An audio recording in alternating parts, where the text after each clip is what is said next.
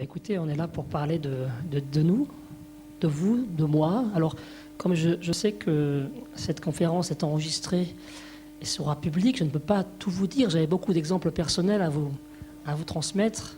Mais comme ma mère risque de regarder ensuite les DVD, je préfère m'abstenir des choses les plus graves. Voilà.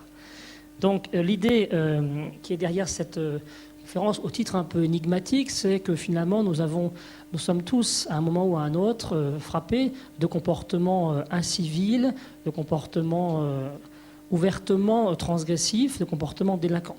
Et donc, mon but ici, ça va être de comprendre comment ça se passe au niveau individuel, au niveau collectif, à travers l'examen de 8 points différents. Je vais d'abord commencer par distinguer rapidement les délinquances ordinaires et les délinquances extraordinaires.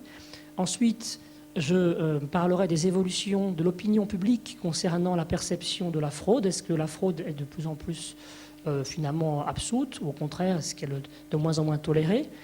Ensuite, je traiterai de l'importance de la fraude dans le milieu académique, scolaire et également des délinquances ordinaires. L'étude de la triche fera l'objet d'un point spécifique. Et puis, j'évoquerai les contextes, les cadres environnementaux, contextuels qui favorisent la commission de triche ou de délinquance ordinaire.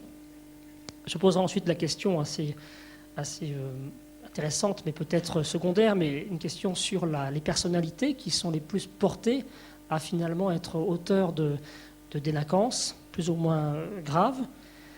Quelles sont les conséquences qu'un comportement a sur nous-mêmes et sur l'environnement, mais fortement sur nous, c'est-à-dire en quoi est-ce qu'un comportement qu'on va produire va modifier nos conceptions même de ce qu'il est acceptable de faire ou pas.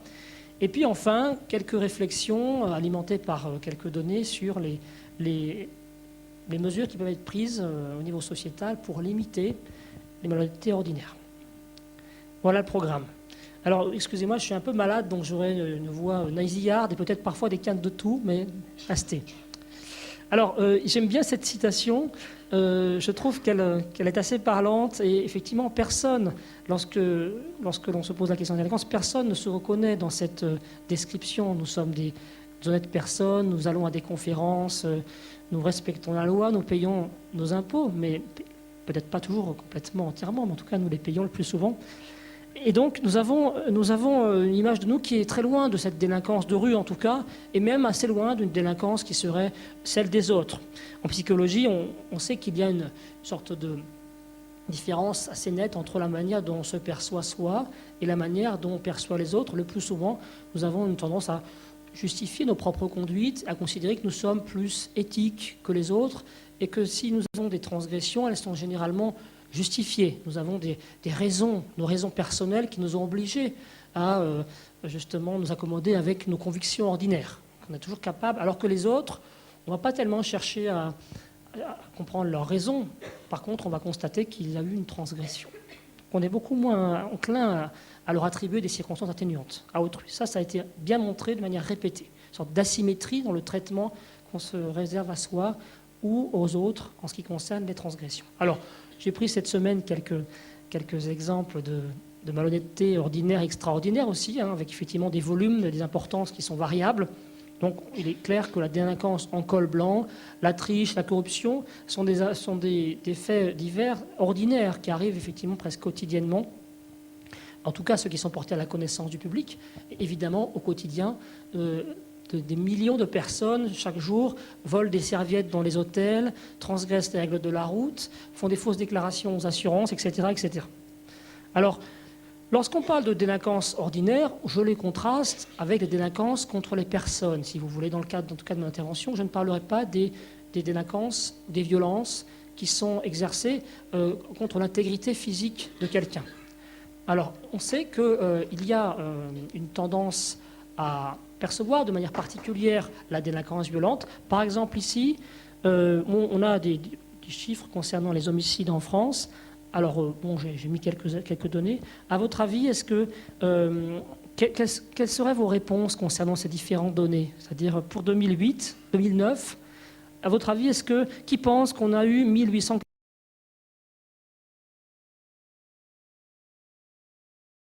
1508. une de plus. Ensuite, 1456. Lancez-vous, hein.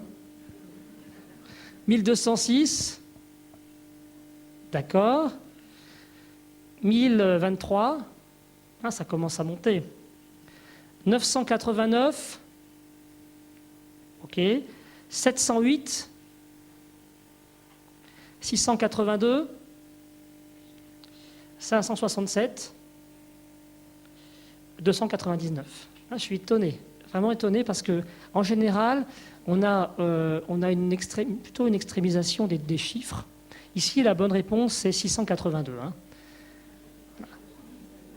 Mais effectivement, bon, c'est des chiffres qui ont beaucoup évolué, puisqu'il y a 15 ans, on avait le double. Hein. Il y a 15 ans, on avait le double. Donc effectivement, ça varie, ça fluctue. Mais assez fréquemment, on observe une sorte de tendance des individus, de la société, à extrémiser, à considérer comme plus fréquents les actes graves ou très graves. Et cette tendance, évidemment, elle va être manifeste et elle va créer ensuite des stéréotypes de la délinquance qui seront généralement associés à la violence entre des personnes, à des coups et blessures, à des homicides. Et donc on va finalement propager en fait des images de la délinquance typique qui sera effectivement considérée comme la plus importante et la plus répandue. Et ça par des processus de communication. Alors, dans des recherches qui ont été faites sur la formation des stéréotypes, on a présenté par exemple à des sujets de cette petite image en leur demandant simplement de se transmettre l'information dans une salle. Donc effectivement, il y avait 7 personnes et ils se racontaient ce qu'ils avaient vu, voilà, l'un après l'autre. Et ce qui est ressorti, c'est qu'au bout de la 7e personne, une fois sur 2, mettait le rasoir dans la main du noir.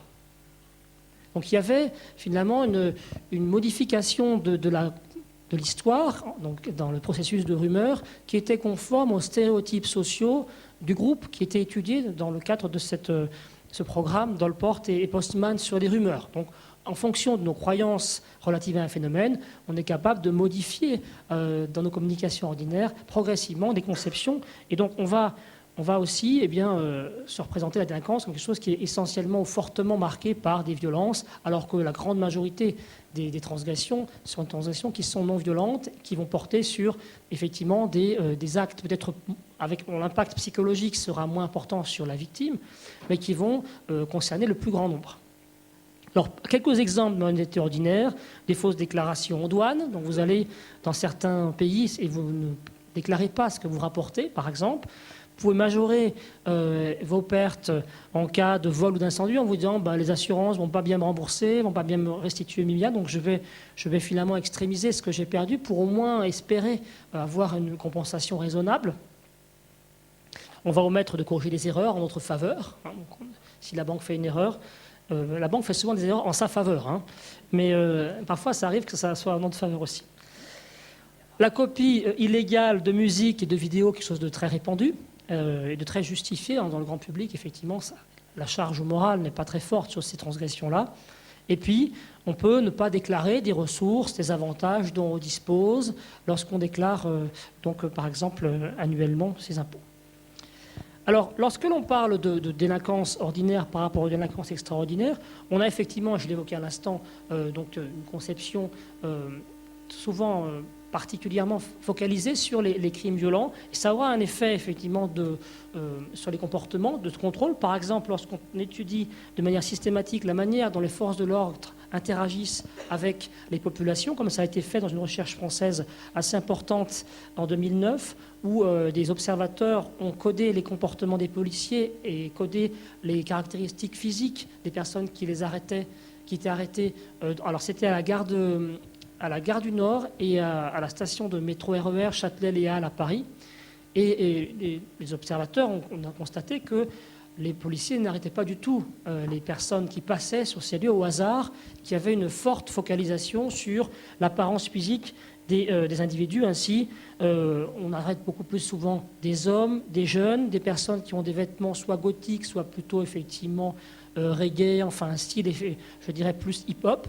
On a également des tendances qui vont être extrémisées par la couleur de la peau des personnes qui passent. Ainsi, si vous êtes noir, vous avez une augmentation de 3 à 11 fois le risque d'être arrêté. Si vous êtes arabe, ça va de 2 à 15 fois plus souvent.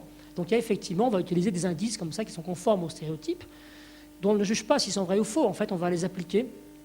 Ça va déterminer évidemment les contrôles. Et donc, plus on contrôle, plus évidemment on trouve deux choses. Quelles que soient les personnes qu'on contrôle. Alors, au travail, il y a de nombreuses formes de malhonnêteté ordinaire qui passent ordinairement par le temps que l'on prend à l'entreprise qui nous rémunère. Il y a eu des livres qui sont sortis sur une fonctionnaire, je crois, il y a 1 ou 2 ans, qui pointaient bien ce problème. On a quelqu'un qui a fait une typologie des formes de vol au travail. Alors les socialisateurs, c'est des personnes qui passent beaucoup de temps à discuter avec leurs voisins, qui aiment beaucoup la communication et les relations humaines, et qui donc consacrent du temps à ça et sont assez experts. Vous avez le buveur de café, comme moi, qui vont finalement profiter des pauses pour passer du temps aussi avec des amis et puis surtout se doper à la méthylxanthine. On a les personnes qui vont arriver tard et puis qui vont partir tôt, donc ils travaillent de courtes journées. Les fumeurs, attention, les fumeurs évidemment ont besoin d'une pause à l'extérieur, donc ça prend du temps aussi. Les entrepreneurs sont des personnes qui travaillent à leur compte durant le temps de travail. Donc effectivement, elles traitent leurs affaires ordinaires. Les anticipateurs sont des personnes qui partent en avance. Les rêveurs, on les connaît tous. Les procrastinateurs, c'est des personnes qui repoussent à demain les tâches qu'elles ont à faire aujourd'hui. Les vacanciers ne viennent pas souvent. Ceux qui sont addicts au téléphone passent des appels personnels durant le temps de travail. Et puis les lecteurs, finalement, font les choux gras des magazines. Donc on a des profils très nombreux de personnes qui vont voler du temps. Alors le temps, ça paraît immatériel, ça ne paraît pas de l'argent. Et on va voir que l'un des points clés des délinquances ordinaires, c'est justement s'éloigner de tout ce qui ressemble au stéréotype du vol matériel. C'est-à-dire on ne vole pas des pièces d'argent qui sont posées par exemple sur la table de quelqu'un. Clairement, par contre, si on trouve un stylo, c'est plus facile, même si la valeur est la même. On va y revenir. Alors, lorsqu'on fait des estimations, et elles sont nombreuses, on a effectivement des mises en relation entre des vols, je dirais, spectaculaires, par exemple les cambriolages, les braquages, et les vols de la population générale. Et on est souvent surpris de voir qu'il y a des asymétries très importantes. Donc l'importance financière des vols ordinaires est très élevée. En France, on a estimé à 3,4 milliards d'euros les pertes pour l'État liées aux fraudes, donc notamment dans le domaine des déclarations d'impôts ou de délinquance familiale. Cette estimation étant particulièrement basse puisque la mission d'évaluation et de contrôle des lois de finances en France a estimé que simplement pour les déclarations fiscales, on aurait plutôt un trou de 20 milliards d'euros. Voilà, donc certainement ici, une partie substantielle des personnes qui sont là cherchent à minimiser ou minimisent leurs ressources. Rassurez-vous, les autres le font aussi. Alors, comment évoluent les opinions sur la fraude? Est-ce que finalement le fait d'avoir une tendance très généralisée à frauder finit par éroder nos conceptions, parce que c'est quand même plus confortable cognitivement d'ajuster nos convictions à ce qu'on fait? Sinon, il y a toujours une sorte de tension qui nous empêche de dormir parfois. Alors, en fait, ce qui est assez marquant, c'est que les opinions concernant la fraude évoluent peu. Les enquêtes qui sont faites par les équipes de sociologues, notamment l'équipe de Pierre Bréchon à Grenoble, mais en collaboration avec d'autres, que ce soit en Europe ou en France, sur des grands échantillons, des milliers de personnes, montrent bien qu'il y a peu d'évolution dans la gravité perçue, l'illicité perçue des comportements. Donc on a par exemple sur la demande d'indemnité indue une assez grande stabilité entre 1981 et 2008. C'est également le cas pour la fraude fiscale. On a une évolution, alors effectivement, qui semble encore plus élevée, c'est-à-dire que, récemment, c'est-à-dire qu'on a une tolérance qui semble diminuer par rapport à la fraude fiscale et pas l'inverse, tel qu'on pourrait le penser. Le mensonge est assez stable, dans sa perception. Toucher un pot de vin aussi. Donc rien de très spectaculaire, on n'a pas un écroulement des normes, si vous voulez. Beaucoup de gens ont recours à des comportements transgressifs, mais finalement, la conception abstraite de la licéité ou pas de l'acte ne change pas tellement. Voilà, j'ai 100 tickets, voilà. Mentir dans son intérêt, ça vous fait rire, 100 tickets, il y a peut-être des gens de la tag ici. Alors, ce qui est intéressant, c'est qu'on peut regrouper par une sorte d'indice très général de perception de la gravité des transgressions. Donc si on fait la somme de toutes les questions que je viens de vous présenter, on regarde si elles sont bien reliées, et lorsqu'elles sont bien corrélées, on peut légitimement les agréger pour faire un indice global qui serait une attitude anti-fraude. Et c'est ce qui a été calculé par les sociologues, qui montre que les plus jeunes sont généralement plus tolérants envers la fraude. Les hommes le sont plus de manière générale, et les personnes religieuses le sont moins. Du point de vue normatif, effectivement, est plus pesant, donc on va davantage condamner les transgressions de ce type. En revanche, ce n'est pas corrélé à la position politique, que vous soyez de gauche ou de droite.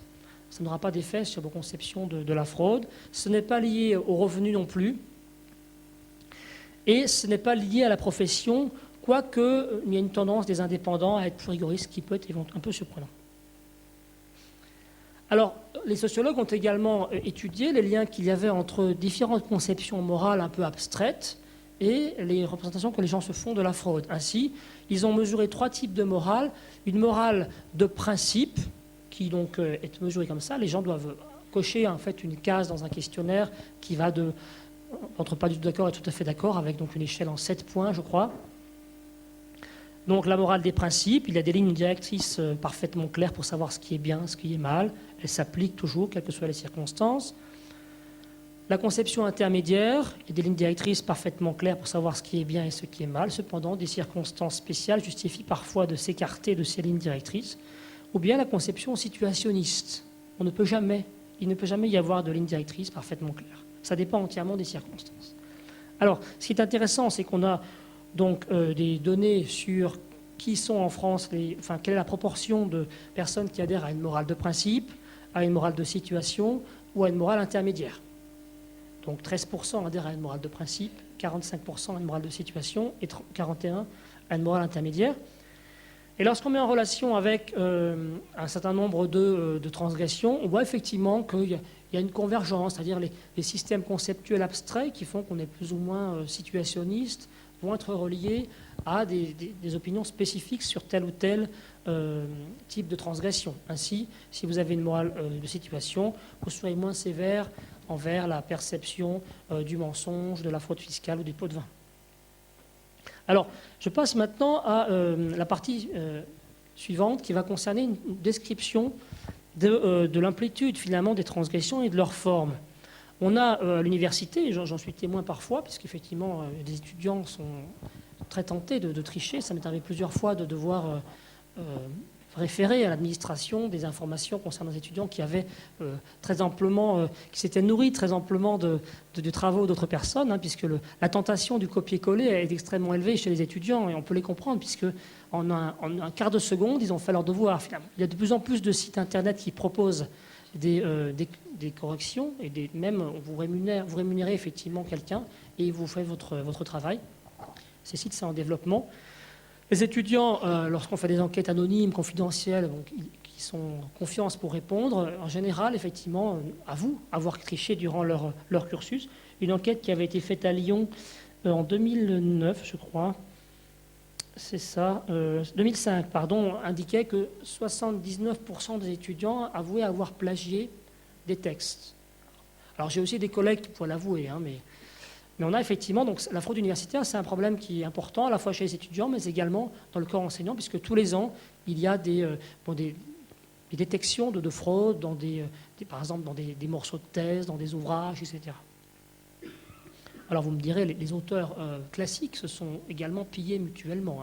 On a eu toute la problématique de l'innutrition, justement, à partir de quel seuil est-ce que lorsqu'on s'inspire de Sénèque ou de Plaute, on le pille. Mais n'empêche que les étudiants ont bien compris qu'il y a des ressources qui sont disponibles et donc ils vont aller rechercher l'information, la copier-coller. Donc l'enseignant qui découvre que l'étudiant est subitement brillantissime, avec des expressions et un style absolument délicieux, fait bien de lui-même copier-coller ce que l'étudiant a écrit en le mettant sur un moteur de recherche et se rend compte avec une déception évidemment écrasante que, en général, ce n'est pas l'étudiant qui en est l'auteur. Alors, lorsqu'on demande aux tricheurs qui ont été repérés dans l'enquête de Guibert et Michaud, publiée dans une revue de pédagogie française, eh bien, on leur demande quand est-ce qu'ils ont triché. Alors, en général, les tricheurs avouent avoir triché plutôt au collège. Voilà.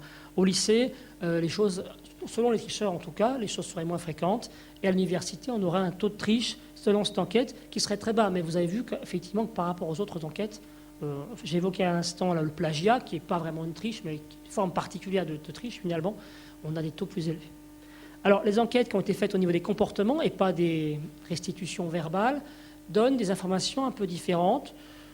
Sur la primaire, par exemple, Archon et May, dans les années 30, ont fait une étude monumentale sur 11 000 enfants qui pouvaient, dans un contexte scolaire, on les observait faire une tâche et ils pouvaient tricher parce qu'on leur donnait un corrigé en fait après et ils devaient donner leur réponse et on pouvait mesurer s'ils avaient ou non, en gros, corrigé des réponses erronées avant de rendre leur note globale. Donc si vous voulez, on regardait s'ils trichaient ou pas à une tâche et on a constaté que une partie substantielle des enfants trichaient. Lorsqu'on leur demandait ensuite s'ils avaient triché, ceux qui avaient triché en plus mentaient. Ce qui peut se comprendre, puisqu'évidemment, soyons cohérents. Alors, les études sur la triche ont été nombreuses. Elles concernent de nombreux pays. On a par exemple une étude de référence qui a été faite dans plusieurs dizaines d'universités, dans de nombreux pays. Et les étudiants sont effectivement 62% à avouer avoir déjà triché. On a des variations qui sont géographiques, qui sont importantes. Dans les pays du Nord, on a moins de triche. En Europe de l'Est, il y en a plus. En France, il y en a beaucoup. Et on a vu l'an dernier, effectivement, les années précédentes, il y a eu des incidents, même dans l'épreuve suprême, le baccalauréat, dans laquelle, évidemment, les contrôles sont particulièrement importants, en tout cas infiniment plus importants que les contrôles qui se produisent durant l'examen universitaire. Ce qui est intéressant, c'est que lorsqu'on prend des mesures de corruption internationale, il y a des conseillers financiers qui sont sollicités pour donner des experts effectivement, de la finance qui donnent des estimations du degré de corruption dans leur pays. Et à partir de la synthèse de réponses de nombreux experts, on peut avoir un indice finalement de corruption de différents États qui est plus ou moins important, avec un classement tous les ans. Donc la France est 22e dans ce classement de la corruption internationale.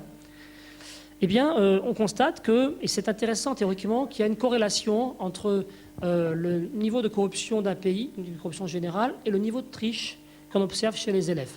Comme si finalement le contexte social global, macro-social, assez implicitement rendait plus acceptable ou inacceptable la transgression, la triche. Alors on a également, et ça c'est cohérent avec ce que je viens de dire, des effets qui vont s'exprimer lorsqu'on est témoin de triche, j'y reviendrai, ça démultiplie en fait très nettement les comportements de triche. Par exemple, dans une étude, des enfants remplissaient un questionnaire, ils pouvaient ensuite falsifier leurs réponses. Il y avait un protocole particulier dont je vais vous parler tout à l'heure. Et on constatait qu'un élève qui n'avait pas triché mais qui avait vu un autre tricher, eh bien, à l'épreuve suivante, il trichait plus. Comme si le fait d'avoir simplement été exposé à de la triche justifiait ou obligeait finalement à se mettre au niveau des autres. En tout cas, il y a un effet de contamination.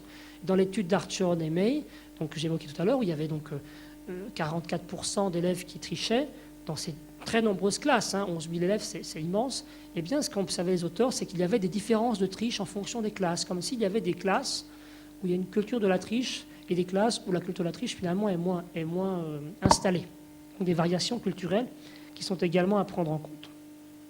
On a très peu de données, finalement, sur les transgressions ordinaires, et c'est bien évident, parce que les gens ne sont pas forcément, en tout cas chez les adultes, on peut très difficilement demander à des inconnus s'ils ont fraudé le fisc en les appelant, par exemple, chez eux, ou bien en les arrêtant dans la rue. Donc il faut trouver des moyens de comprendre, de décrire d'abord les comportements et de comprendre les prédicteurs d'une manière un peu détournée. Donc, on a fait une enquête il y a quelques années où on incitait les personnes à prendre part à un grand questionnaire sur les modes de vie et les comportements sociaux des Français. L'enquête a été menée par mon laboratoire et concernait la région parisienne, enfin l'Île-de-France et le Nord-Pas-de-Calais. Donc les gens entraient dans un fourgon qui se déplaçait tous les jours. Il y avait 3 fourgons en fait qui se déplaçaient tous les jours et qui contenaient dedans des ordinateurs portables avec des stylets optiques, un peu comme ça, voilà. Donc ils étaient dans un petit box. Et on leur disait, voilà, vous allez rester le temps qu'il faut, ça va durer peut-être 1 heure, 1 heure et demie, et on va vous rémunérer 8 €. Donc, on ne prend pas votre nom, simplement on vous paye en liquide. Donc, vous imaginez, pour rémunérer 2000 personnes, c'était un peu compliqué. À la fin, d'ailleurs, on leur demandait s'ils voulaient donner une partie de leur argent à une association caritative. C'était aussi intéressant de voir les corrélations entre les facteurs sociaux et les comportements prosociaux. Mais qu'importe, ici, l'idée, c'est d'arriver à décrire qui avoue avoir triché, volé, transgressé, dans des conditions d'anonymat assez fortes. Les enquêteurs avaient pour consigne d'aller chercher les gens dans la rue. Il y avait un plan d'échantillonnage, c'est-à-dire qu'ils devaient échantillonner une proportion d'hommes ou de femmes de tel âge, de telle qualification, et dans des villes de tailles différentes. Donc on a un échantillonnage par quota très rigoureux. Ça a été publié dans la revue Économie et Statistique. Et on a ces résultats-là. Voilà. Donc les Français, en tout cas d'Île-de-France et du Nord, voici leurs transgressions les plus fréquentes. Alors là, c'est uniquement les transgressions qui apparaissent au-dessus de 5%. Alors après, on a les plus violentes, je ne les cite pas ici. Là, c'est vraiment les transgressions. Je ne cite pas non plus l'usage de substances, qui peut être important. Là, c'est effectivement, donc, dans une population générale, on a ce type de résultat. 33% des personnes ont, par exemple, volé des objets de valeur de moins de 20 euros. Donc, une personne sur trois, c'est assez considérable. Et après, si évidemment on se focalise sur des sous-groupes, on peut avoir parfois un doublement des données. Mais ici, je donne une description très générale de la population 18-65 ans. Donc on n'a pas beaucoup d'autres données de ce type. Effectivement, celles-ci sont assez fiables parce que justement, les personnes sont devant un ordinateur, personne ne regarde leurs réponses, on n'a pas moyen de les retrouver après, elles en sont bien conscientes.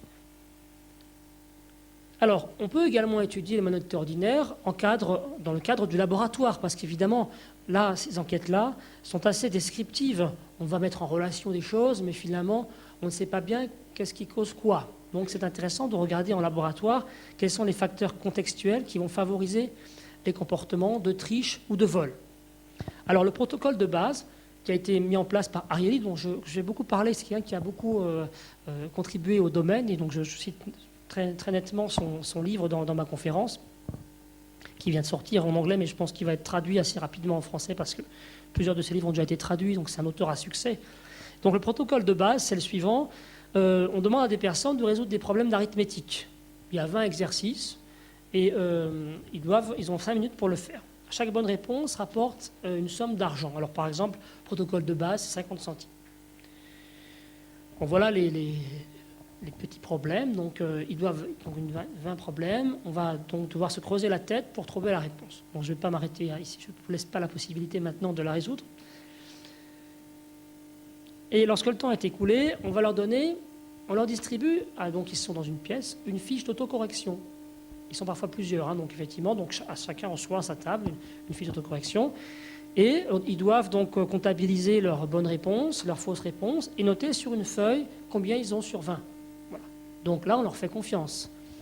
Ensuite, et là, c'est là qu'on va introduire quelque chose d'un peu machiavélique, c'est que certains vont rapporter donc leurs feuilles de résultats à un bureau, à un guichet, voilà. Donc ils remettent leurs feuilles à l'assistant, leur feuille d'exercice. Ils remettent également la feuille sur laquelle ils ont marqué leur score et on va les rémunérer en conséquence. Donc on peut voir finalement l'adéquation qu'il y a entre la feuille d'exercice brute et puis la feuille finale sur laquelle il y a leur score. Donc s'ils trichent, on s'en rend compte. Et puis il y a la condition de triche standard où là, on leur dit de détruire leur feuille d'exercice à la broyeuse et de venir simplement avec la feuille de résultat finale. C'est-à-dire, voilà, j'ai fait 8 matrices sur 20, j'en ai fait 5, 4. Donc les participants pensent évidemment pouvoir, ils peuvent tricher en pensant que personne ne se rend compte de leur triche.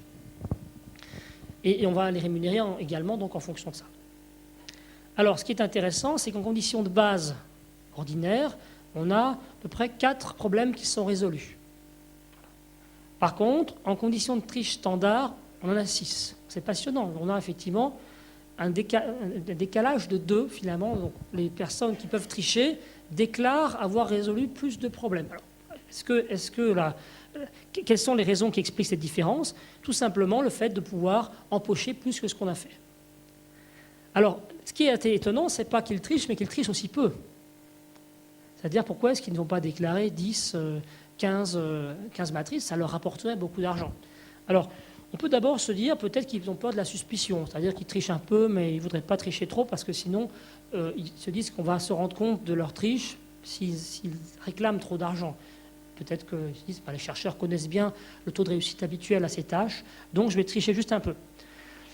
En fait, on leur dit, dans une expérience, on leur fait croire que la moyenne des gens résolvent soit 4, soit 8 problèmes. Mais ça, si on met à 8, ils peuvent se dire, la plupart des gens résolvent 8, donc même si j'en ai fait que 4, je peux en déclarer 8, personne ne se rendra compte que je triche. Donc là, ils peuvent tricher, je dirais, ça contrecarre la critique qui voudrait que, finalement, ils s'auto-limitent parce qu'ils ont peur qu'on se rende compte qu'ils trichent en déclarant trop. Les résultats montrent qu'en fait, ça ne change rien. Ça, c'est surprenant, c'est-à-dire qu'ils pourraient tricher vraiment plus et ils ne le font pas. C'est passionnant parce qu'effectivement, on a là une sorte de seuil de triche qu'on va devoir traiter, une sorte de ligne qu'on doit tracer entre ce qu'on veut faire et ce qu'on ne peut pas faire. Et la triche, elle existe, mais elle va être souvent limitée. Alors peut-être que c'est l'enjeu, c'est-à-dire finalement à quoi bon tricher pour 50 centimes par problème. Bon, c'est un peu ridicule, autant être honnête parce que ça ne rapporte pas grand-chose, à la limite. Bon. Donc il y a des recherches qui ont été faites, on reprend ce protocole de base, mais parfois les chercheurs cassent leur tirelire de recherche, ils vont aller jusqu'à mettre 10 € par bonne réponse. 10 $, pardon, j'ai mis euros, mais c'est des dollars en fait. Donc vous imaginez, vous repartez effectivement avec une somme coquette, si vous trichez un maximum, eh bien ça ne change pas. Et même en condition 10 $, il y a un peu moins de triche. Ça c'est choquant, c'est surprenant. Comme si finalement il y avait un seuil qu'on ne faut vraiment pas dépasser. Alors, on a beaucoup de situations où des parents comme des enfants peuvent être amenés à utiliser du matériel professionnel. Cette histoire, effectivement, d'un garçon qui rentre de l'école avec un mot dans son carnet de correspondance de son instituteur qui écrit pour ses parents. Maxime a volé le feutre de son voisin de table, donc il est puni. Et son père se met en colère, il le gronde, il lui dit « tu vas voir quand ta mère sera là, ce qui va se passer ». Et puis il lui dit « et puis en plus, si il te faut des stylos, tu me demandes, j'en ai plein en bureau ». Voilà, effectivement. Et donc, en fait, voilà, il y a des ressources qu'on peut utiliser. Et ce qui est intéressant là, c'est qu'en fait, dans cette logique-là, on ne voit pas le lien qu'il y a entre un objet matériel ou pas bien et de l'argent. C'est justement la clé, arriver à démonétiser la chose qu'on va subtiliser. Parce que si on le rend concrètement effectivement, lié à des ressources, peut-être que le vol sera plus difficile parce que ça contrevient à une norme plus explicite. Alors, il y a une recherche intéressante qui a été faite par Ariely. Alors, d'abord, un pré-test un peu fantasque, où il l'a mis dans des réfrigérateurs dans un campus, des dortoirs d'étudiants. Il a mis une assiette sur laquelle il y avait soit 6 canettes de coca, soit dans d'autres dortoirs, il mettait des assiettes avec des pièces des dollars, 1 $, ce qui correspond à peu près à une canette de coca, hein, grosso modo. Donc on a des assiettes de 6 $ ou de 6 canettes de coca, et ce qu'il constate, c'est que finalement, au bout de quelques jours, les canettes disparaissent. Par contre, les pièces, non. Alors bon, c'est un indice. Tiens, pourquoi ? Peut-être que les gens trouvent ça bizarre. Alors, son idée, ça a été de faire une manip où il a remis aux participants, avant de leur remettre de l'argent, des jetons en plastique. Donc, en fait, ce qu'on gagne lorsqu'on triche plus, ce n'est pas de l'argent, c'est des jetons en plastique, mais qu'on va pouvoir transformer à la fin de l'expérience en argent. Donc, quand même, à la fin, il y a de l'argent. Plus on a de jetons, plus on a d'argent. Mais on arrive à utiliser un élément intermédiaire qui va dématérialiser en quelque sorte l'argent. Plutôt donner une autre matérialité, c'est-à-dire ça va être du plastique. Les résultats vont montrer qu'on a un doublement de la triche, c'est-à-dire lorsque l'on gagne des jetons et pas de l'argent directement, les gens trichent beaucoup plus, comme si ça les rassurait finalement de se dire bon, c'est que des jetons, même si après je les transforme en argent.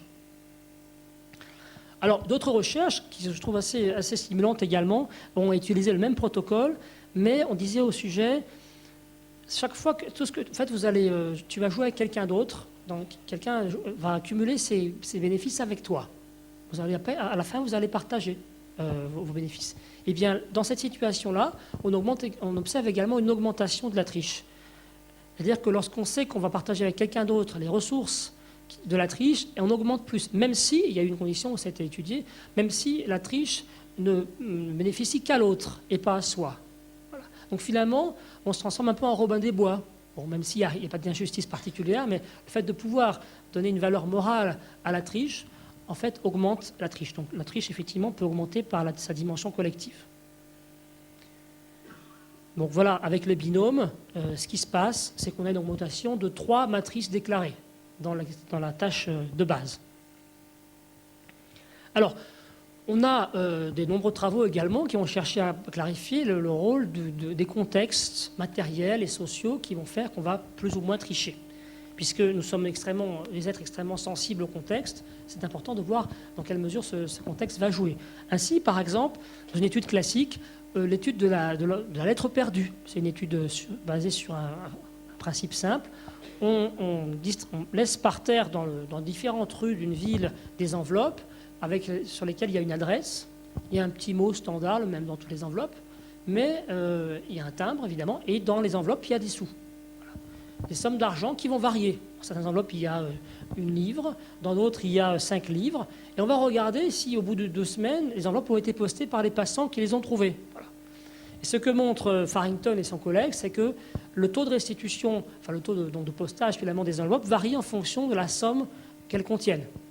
Les personnes qui trouvent une enveloppe finalement qui ne contient pas d'argent, elles vont être très altruistes, donc elles vont prendre le temps de la ramasser, elles vont chercher une boîte et puis la poster, alors que lorsqu'il y a 5 livres, eh bien, il y a presque 1 personne sur 2 seulement qui va faire ce geste. Donc le niveau d'incitation va finalement augmenter la transgression, ce qui d'ailleurs est un peu incompatible avec ce qu'a montré Ariely. Donc là, on n'a pas de réponse pour comprendre cette incompatibilité, mais en tout cas ici, plus le gain augmente, plus le risque de triche ou de vol va être important. Un soir, je rentrais du bureau et j'habitais à l'étranger 1 année et je suis passé dans une rue très, très vivante. C'était un soir d'Halloween. Il y avait écrit devant un bar, les masques ne peuvent pas être portés dans le café parce que, voilà, merci de les enlever. Et je me dis pourquoi est-ce qu'un soir d'affluence, un café va s'empêcher, alors que c'est Halloween, les gens sont tous quasiment déguisés, ils s'empêchent d'avoir des clients. Donc quelles sont les raisons? Alors je suis entré, j'ai posé la question au cafetier qui me dit les gens, lorsqu'ils sont masqués, ils font n'importe quoi. Comme si le masque, finalement, était une sorte de suspension normative immédiate. Et Idiner, justement, un soir d'Halloween, a fait une étude un peu comparable où il a envoyé des enfants dans une ville à Minneapolis, des enfants qui étaient donc déguisés pour cette soirée festive. Non, à Seattle, pardon. Seattle. Et ces enfants avaient donc des adresses de maisons auxquelles ils devaient se rendre, sonner donc à ces maisons et demander des friandises ou de l'argent, comme la tradition l'applique ce soir-là. Les enfants étaient envoyés soit tout seuls, soit en groupe. Lorsqu'ils arrivaient, en fait, il y avait donc plusieurs adresses, des chercheurs les attendaient. Et on observait ce qu'ils allaient faire. Donc quelqu'un leur ouvrait, c'était supposé être la personne qui habitait dans cette maison, et la personne les faisait entrer juste donc dans la maison et leur disait « Attendez-moi un instant, je vais dans la cuisine ». Donc la personne s'absentait et on regardait ce que les enfants faisaient. On avait laissé en fait dans l'entrée, sur une petite table, une corbeille avec de l'argent. Dans un cas, la personne qui accueillait les enfants leur demandait lorsqu'ils arrivaient comment ils s'appelaient. Quel est ton prénom? Comment tu t'appelles? Dans l'autre cas, on ne leur demandait pas. Et donc, certains étaient seuls et d'autres étaient en groupe. Voilà. Donc, on a finalement 4 conditions différentes. Et les résultats ont montré que lorsqu'on est anonyme, eh bien, on va avoir un taux de vol qui va être important, notamment lorsque c'est en groupe. Et lorsqu'on n'est pas anonyme et qu'on est tout seul, le taux de vol va être le plus faible. Donc, on a effectivement le rôle à la fois du groupe et de l'anonymat qui vont se conjuguer pour augmenter le taux de vol, puisqu'on a presque 60% de vol lorsque les enfants sonnent aux maisons et qu'ils sont en groupe et qu'on ne leur pose pas la question « Comment t'appelles-tu » Alors, il y a également d'autres études qui ont été faites pour montrer que la simple baisse de luminosité aura un impact sur les vols. Par exemple, dans une étude qui s'est basée sur un protocole très proche de celui d'Ariely, des personnes étaient dans une pièce, et dans la pièce, il y avait soit 4 lampes qui étaient allumées, soit 12. Donc on voyait, ce n'était pas la pénombre, mais c'était plutôt pas bien éclairé, ou alors bien éclairé. Et le résultat a montré que le taux de vol était beaucoup plus important lorsqu'il n'y avait pas beaucoup de lumière, comme s'il y avait effectivement des choses qui se passaient dans l'intensité lumineuse. Alors on a effectivement des travaux qui ont mis en relation les lieux où on se passe généralement, par exemple, les viols, les agressions entre les personnes. Et il y a bien sûr un lien entre la visibilité, entre la présence d'arbres, de feuilles ou bien de lumière et les lieux où on se fait agresser. Donc il y a une sorte de rationalité évidemment de la part des agresseurs aussi. Alors, on a également des éléments contextuels qui vont intervenir. Par exemple, lorsque l'on va rendre saillantes certains signaux environnementaux qui renvoient finalement au contrôle ou à la morale, on va augmenter l'honnêteté des gens. Dans une étude qui a été menée dans un département de psychologie, Bateson et ses collègues ont simplement mis à côté de la machine à café ou de la bouilloire du département une petite affiche. Donc les personnes sont invitées, lorsqu'elles prennent un café ou un thé, donc c'est un peu maison, donc chacun se prépare son truc, mais donc on va piocher dans la ressource collective. Mais donc après, chacun est incité à mettre 50 centimes pour contribuer à l'achat d'un paquet de café, par exemple. Et donc, pendant 10 semaines, ces chercheurs ont fait varier simplement l'image qu'il y avait à côté des instructions pour se servir de café ou de thé. Soit c'était des fleurs, soit c'était des yeux. Des yeux, hein, simplement des dessins. Hein. Et ce qui est ressorti, c'est qu'on avait véritablement une différence importante. On avait 3 fois plus d'argent dans la petite corbeille les semaines où c'était des yeux par rapport aux semaines où il y avait des fleurs. Alors, le même protocole a été mis en place, enfin comparable, dans une cantine où on mettait au mur soit des yeux, soit des fleurs. Et en fait, les yeux augmentaient le taux de retour en cuisine, disons, des plateaux. Les gens étaient beaucoup plus serviables, finalement, mettant en œuvre la norme qui consiste à ranger ses affaires et à porter, effectivement, mettre ses plateaux dans la partie où on range les plateaux.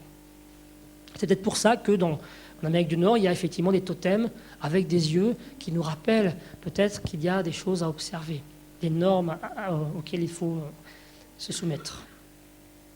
Alors il y a aussi des indices environnementaux qui vont favoriser ou non le vol. Dans une étude, par exemple, on laissait sur une boîte à lettres quelques pièces de monnaie, boîte à lettres qui était privée, hein, donc qui était accolée à une maison, et on regardait simplement si les pièces disparaissaient en fonction de dégradation environnementale qu'on appliquait. C'est-à-dire certains jours, il y avait des graffitis, d'autres jours, il n'y en avait pas.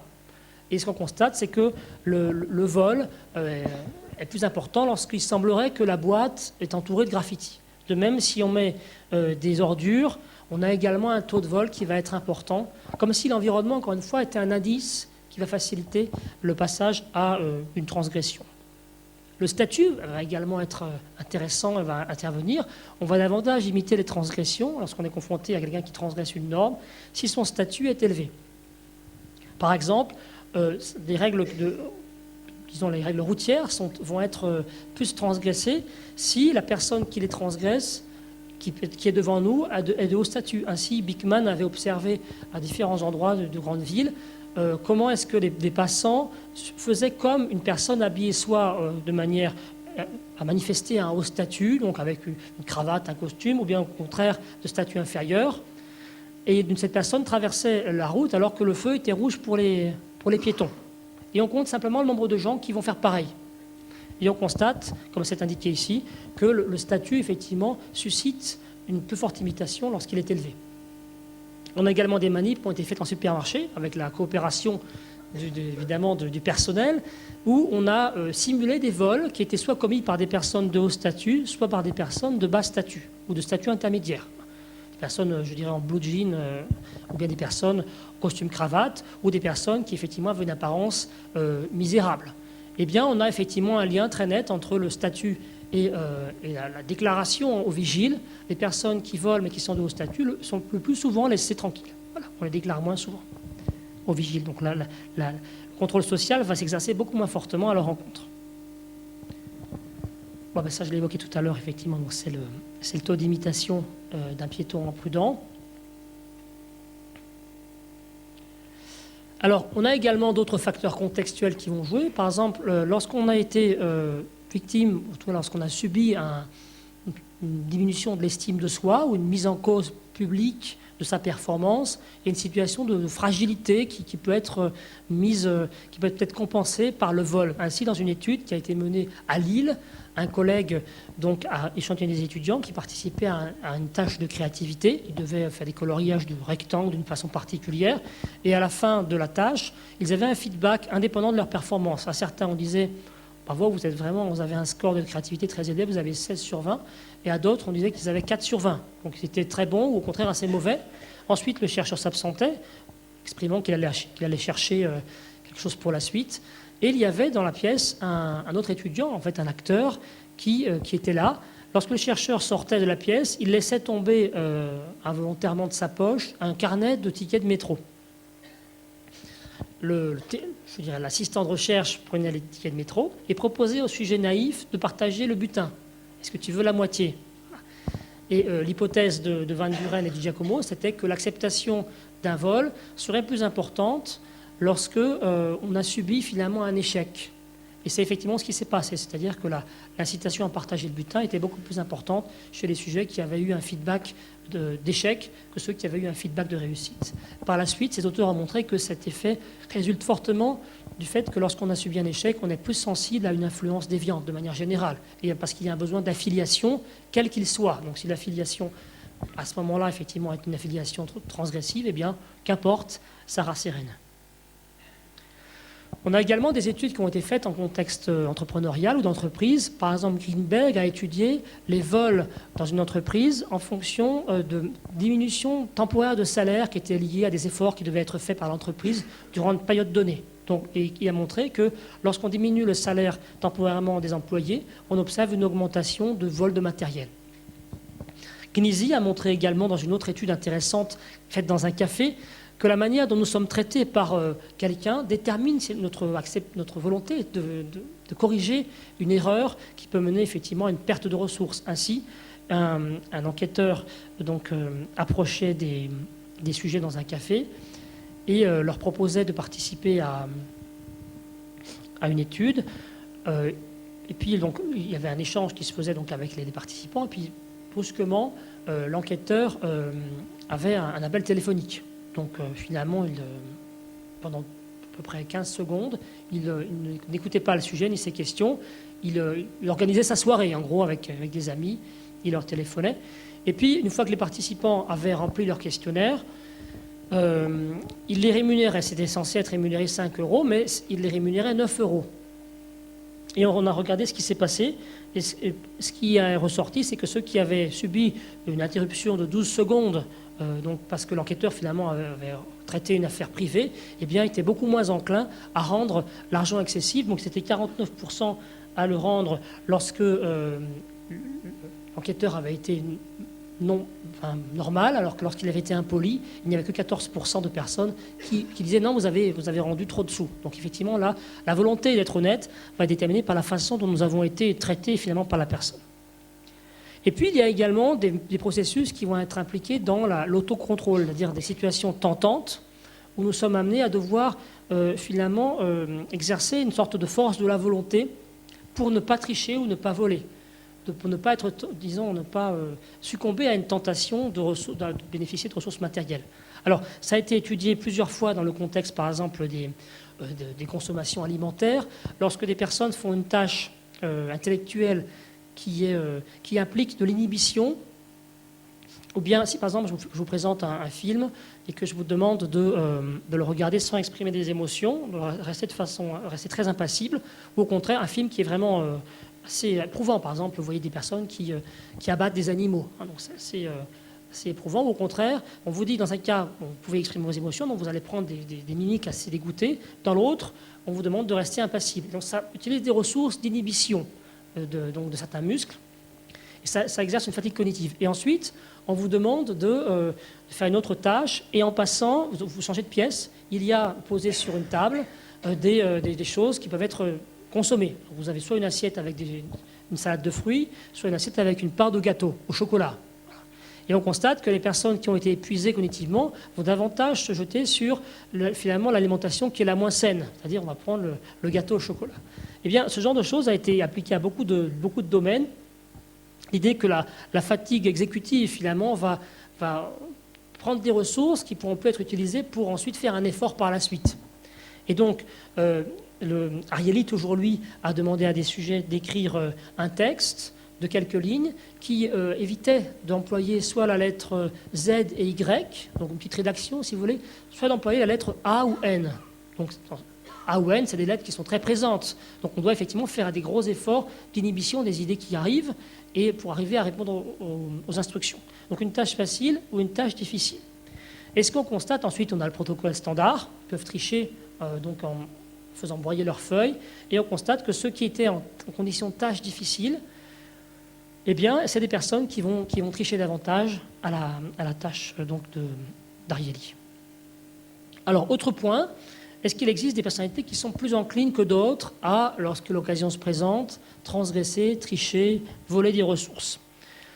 La psychologie a mis en évidence qu'on appelle de façon un peu spectaculaire les triades sombres, c'est-à-dire 3 traits de personnalité qui sont particulièrement associés à la triche, au vol, à l'exploitation d'autrui, le machiavélisme, le narcissisme et la psychopathie. Et on a pour ces trois types de traits de personnalité, effectivement des recherches qui montrent qu'en situation expérimentale où la triche ou bien l'exploitation d'autrui est possible, ces types de personnes vont davantage le faire.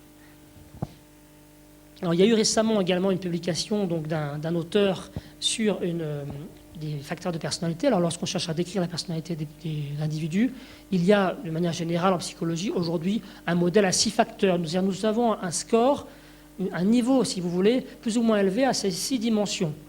L'émotionnalité, l'extraversion, l'agréabilité, l'ouverture à l'expérience, la conscience, l'honnêteté. Et donc, en fait, on peut effectivement avoir un score bas à l'une et très élevé à l'autre. Et donc, en fonction des configurations de réponse à ces différentes dimensions, on a un profil personnel qui est assez stable avec le temps, d'ailleurs. Et il y a effectivement l'un des facteurs qui a été extrait dans ces analyses, qui est l'honnêteté. Comment est-ce qu'il est mesuré? Par des questions comme ça. C'est-à-dire, on va faire passer un questionnaire. Et même si, évidemment, c'est une mesure assez grossière, il y a des mesures qui sont certainement meilleures, mais c'est une mesure qui permet de capter une partie, en tout cas, de cette dimension. Et on constate que les personnes qui auront une tendance élevée à répondre d'accord à ces questions vont aussi, en situation de laboratoire contrôlée, être celles qui exploitent plus la situation pour demander plus de ressources ou tricher. Ainsi, par Hirschfeld et ses collègues ont fait faire à des personnes une tâche de résolution d'anagramme. Et chaque fois qu'un anagramme était résolu, il y avait une somme d'argent qui était donc remise. En fait, parmi les anagrammes, il y en avait 2 qui n'étaient pas solubles. C'était des anagrammes impossibles. Les participants avaient pour consigne de prendre dans une enveloppe qui était posée sur leur table la somme d'argent correspondant à leur nombre d'anagrammes qu'ils avaient réussi à résoudre. En fait, on sait que donc sur les 8, il n'y en avait que 6 qui pouvaient être résolus. Et ce que les auteurs ont montré, c'est que les sujets qui avaient un score effectivement bas à l'échelle H avaient effectivement davantage tendance à tricher à cette tâche. Alors, quelles sont les conséquences au quotidien de cette délinquance ordinaire? D'abord, un des risques, c'est l'érosion de la norme, c'est-à-dire, lorsqu'on triche, on a quand même tendance à mettre en relation le comportement qu'on a mené avec cette personnalité, donc c'est plus confortable d'éroder la norme et de considérer que finalement, c'est pas grave, tout le monde le fait. Trouver des explications, des justifications, je vais y revenir. Dans une étude qui est, je trouve, très intéressante, on demandait à des enfants de se prononcer sur la gravité que représente la triche, dans une première étape. Un jour, si vous voulez, lundi, on leur pose des questions là-dessus. Et puis, le mercredi, ils ont une tâche où on mesure à leur insu un peu leur tendance à tricher, tendance à falsifier des réponses à leur avantage. Et ensuite, on constate qu'en gros, il y en a 1 sur 2 qui vont tricher. 1 sur 2 qui profitent de la situation pour ne pas être honnêtes. Et puis, un jour suivant, 1 ou 2 jours après, on va mesurer s'ils trouvent que c'est grave ou non de tricher. Et les résultats ont montré que ceux qui ne trichent pas à la tâche, eh bien, ils ont tendance à trouver plus grave la triche après. Comme si le fait d'avoir lutté contre une tentation de tricher, parce qu'ils auraient pu le faire, toute impunité, avait augmenté leur jugement, leur sévérité à l'encontre de la triche. En revanche, ceux qui trichent, eh bien, les enfants qui trichent finissent par trouver la triche plus acceptable. Donc, ils ont rationalisé en quelque sorte, ils ont ajusté leurs convictions à leur comportement. Donc, c'est 2 logiques qui peuvent s'appliquer pour une même situation. Alors, on va également imiter de manière sélective les modèles. Tout à l'heure, j'ai parlé du rôle des modèles dans la triche. Dans le protocole d'Ariely, par exemple, il y avait une situation où un sujet déclarait avoir fini et se levait pour aller au bureau et disait « Oui, j'ai résolu 14 anagrammes ». Il disait à voix haute qu'il avait réussi à résoudre 14 anagrammes. Et donc, tout le monde entend qu'il y a quelqu'un qui triche. C'est impossible. On voit bien les sujets qui sont quasiment qu'à 3 ou 4 alors que le temps est presque fini. Et donc, on va regarder si ça a un effet sur la triche. Et effectivement, on a une élévation très forte du taux de triche. Après, on va manipuler l'identité de celui qui triche. Et on va par exemple faire en sorte que les sujets croient qu'il est soit étudiant à cette université-là, par exemple vous êtes à l'université de Stanford, donc il a un t-shirt Stanford, soit on lui met un t-shirt d'une université autre, il est censé venir d'ailleurs, par exemple de Los Angeles. Et on constate que lorsque la personne qui triche est de chez nous, on limite beaucoup plus. Par contre, si elle est d'ailleurs, on ne limite pas. et même on triche moins. Comme si le fait de voir un tricheur qui appartient à un autre groupe va nous donner envie d'affirmer une identité morale plus forte, et donc on va davantage inhiber la triche. Ce que les criminologues ont très souvent repéré chez les délinquants, c'est non pas tant des normes différentes concernant l'acceptabilité générale d'un comportement. Tout le monde pense que c'est mal de tricher, de voler, d'agresser. Par contre, ce qui est très spécifique, c'est la neutralisation, c'est-à-dire la capacité qu'on va avoir à trouver des situations où c'est légitime.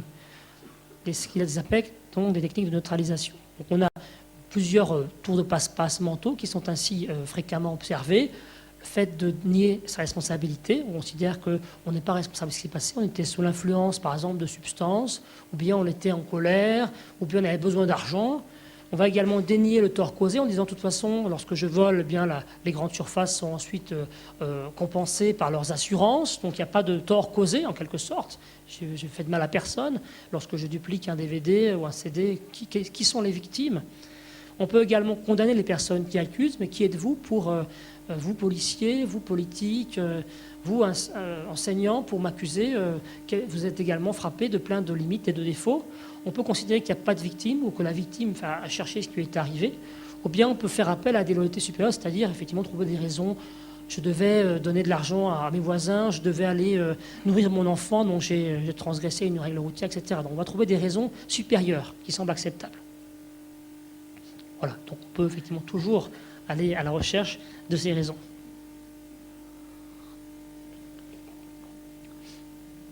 Alors, que faire? Quelles sont les pistes qui peuvent être envisagées pour limiter? Alors bon, très honnêtement, je n'ai pas de solution miracle, évidemment, mais simplement quelques intuitions qui pourraient être ensuite creusées pour diminuer les malhonnêtetés ordinaires. Alors, le pire, évidemment, c'est pas Charles Pasqua, mais moi, depuis que je m'intéresse à la politique, eh bien, Pasqua a toujours été pour moi une sorte de symbole, parce qu'il a été ministre de l'Intérieur quand même. Bon, il pouvait terroriser les terroristes, et en même temps, toujours été un peu plus ou moins, de près ou de loin, associé à des magouilles, et aujourd'hui encore, on entend la justice le rappeler, alors que c'est vraiment devenu un vieux monsieur.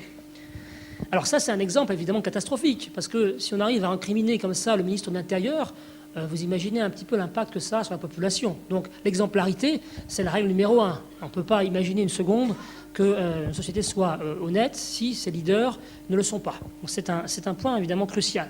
Difficile à appliquer, hein, puisqu'on ne veut pas, pour le coup, la prévention de l'honnêteté chez les leaders, difficile à mettre en place. Augmenter les sanctions, ça peut être une tentation. Une tentation qu'il faut interroger, c'est-à-dire mettre en avant le fait que si on transgresse ou si on triche, on sera fortement puni. Ça suppose que les gens font un calcul rationnel avant de tricher, ce qui n'est pas forcément évident. Alors, il y a une étude classique qui a été menée sur la fraude fiscale et qui consistait à appeler, avant que les gens déclarent leurs impôts, à appeler individuellement des gens d'une population en leur disant une chose ou l'autre. Certains, on leur disait, écoutez, si vous ne déclarez pas honnêtement vos impôts, vous risquez des pénalités, vous risquez un redressement, vous risquez de devoir débourser beaucoup. Hein, donc attention, une sorte de menace, si vous voulez. À d'autres, on téléphonait en leur disant rappelez-vous, les impôts, c'est le service public, la contribution, effectivement, voilà, quelles sont les ressources, comment est-ce qu'elles sont utilisées pour votre vie quotidienne.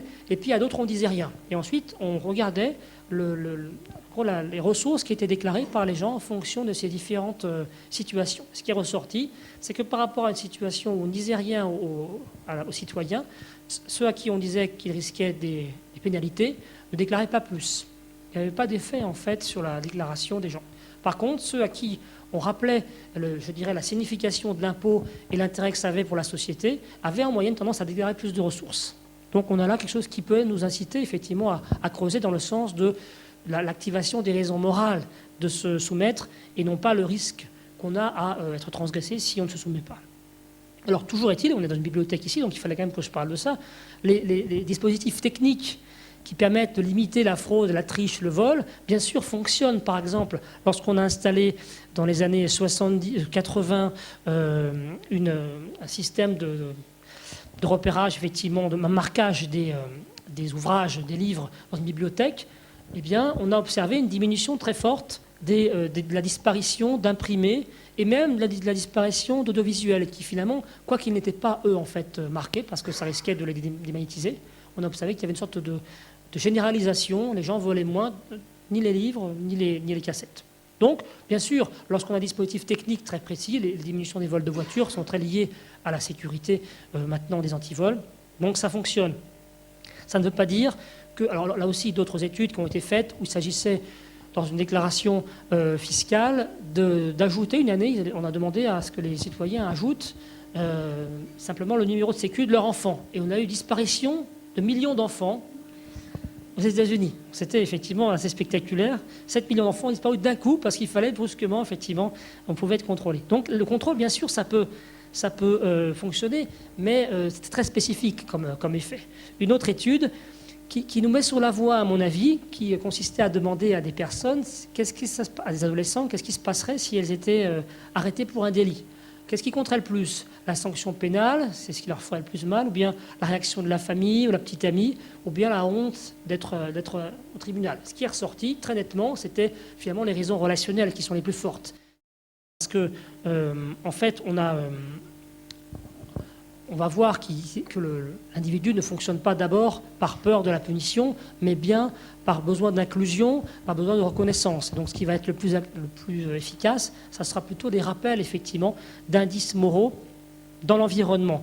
On va, par exemple, rappeler la signification de la soumission, on va rappeler les bénéfices qu'il y a à être honnête pour la société, ou éventuellement les risques en termes d'exclusion sociale qui vont être associés à une transgression. Alors, dans une étude qui avait été menée sur le rôle de l'engagement dans l'honnêteté, des personnes devaient remplir donc les fiches qui étaient remises par Ariely dans le cadre de son protocole standard. Simplement, on leur demandait, donc, en plus du nombre de matrices qu'ils avaient réalisées, de compléter des informations concernant leur temps de trajet pour venir passer l'expérience, et puis le coût des trajets. Et ils avaient donc comme ça la possibilité de se faire rembourser une partie de leurs ressources. Et ces personnes pouvaient signer ensuite leur fiche finale.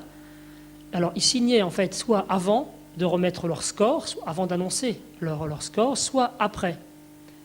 Je dirais donc à la fin en fait de la fiche. Et ce qui ressort, c'est que l'on va observer une très forte augmentation de la triche lorsque les gens signent à la fin, comme si finalement signer une déclaration à la fin et pas au début avait peu d'effet sur l'inhibition de la triche. Alors ça a été également appliqué sur les notes de frais. Les personnes qui déclarent les frais qu'elles ont eu à faire pour participer à l'étude, si elles déclarent avant, en signant un document, qu'elles vont être honnêtes, plutôt qu'à la fin, en certifiant que les affirmations qui ont été communiquées sont exactes. Si la déclaration se fait au début du formulaire et pas à la fin, on a une diminution très forte des ressources qui sont déclarées. C'est-à-dire, en gros, on va davantage demander de dédommagement si on signe à la fin que si on signe au début du formulaire. On pourrait ainsi imaginer que lorsque vous faites une déclaration d'impôt, l'État nous demande de signer en gros une déclaration d'honnêteté au début et non pas à la fin du formulaire pour rappeler la signification que ça a et ce que ça veut dire, en gros, s'engager. Parce qu'une fois qu'on a rempli effectivement les catégories, il est trop tard en fait pour se rappeler qu'on engage son honneur en quelque sorte. Alors, ça a été également fait aux assurances, une étude très spectaculaire qui a été menée auprès de 14 000 personnes aux États-Unis, qui simplement faisait varier la place de la signature du formulaire, soit au début, soit à la fin de la déclaration. Et ce qui est, alors, comme vous vous imaginez, lorsqu'on déclare un kilométrage élevé, ça va augmenter en moyenne la somme qui va être versée aux assurances. Et on a effectivement observé que les personnes qui signaient au début du formulaire, eh bien, avaient tendance à déclarer davantage de kilomètres que les personnes qui signaient à la fin, parce qu'effectivement, elles se sont engagées initialement. Voilà. J'en finis là sur ces différentes considérations, et puis maintenant, c'est le moment d'échanger. J'accueille vos questions. Merci.